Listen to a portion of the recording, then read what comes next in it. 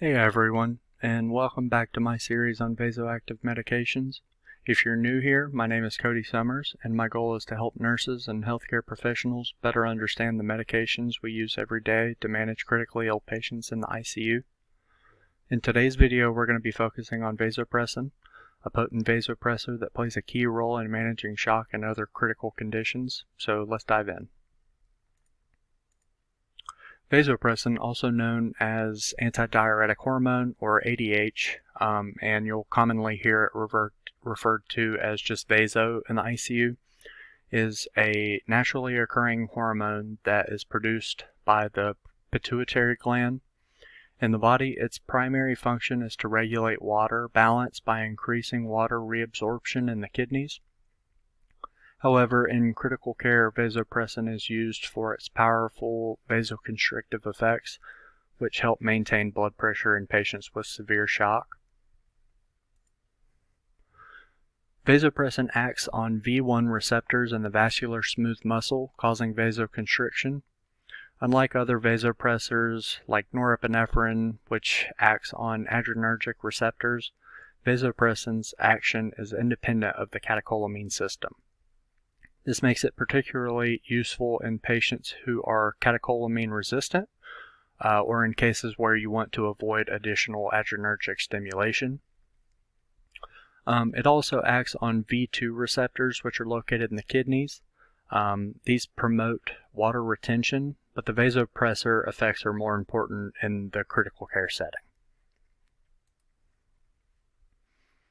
So vasopressin is commonly used in critical care for septic shock, often used in combination with norepinephrine to maintain blood pressure in patients who are unresponsive to initial therapies. It's also used in vasodilatory shock. It helps counteract extreme vasodilation by causing vasoconstriction, and also cardiac arrest.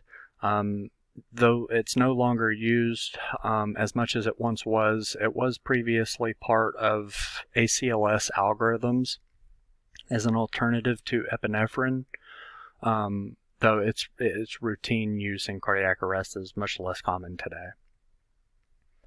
Vasopressin is often used as an adjunct to other vasopressors, allowing for lower doses of catecholamines while still achieving the desired hemodynamic effects. When using vasopressin in clinical practice, dosing is relatively straightforward. For septic shock, vasopressin is typically infused at a fixed dose of 0.04 units per minute. Unlike norepinephrine, it's not titrated because its effects are predictable at this dose. For cardiac arrest, historically vasopressin was given as a single 40-unit IV bolus, though it's no longer a primary recommendation in ACLS protocols. We usually just use epinephrine.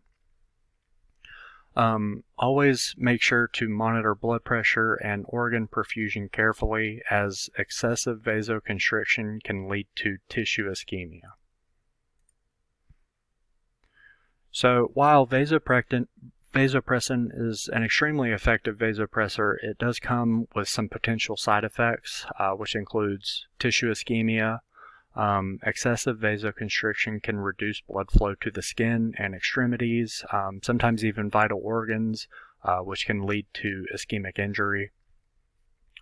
Hyponatremia. Vasopressin's effect on water retention can lead to dilutional hyponatremia, which is particularly present in prolonged use of vasopressin.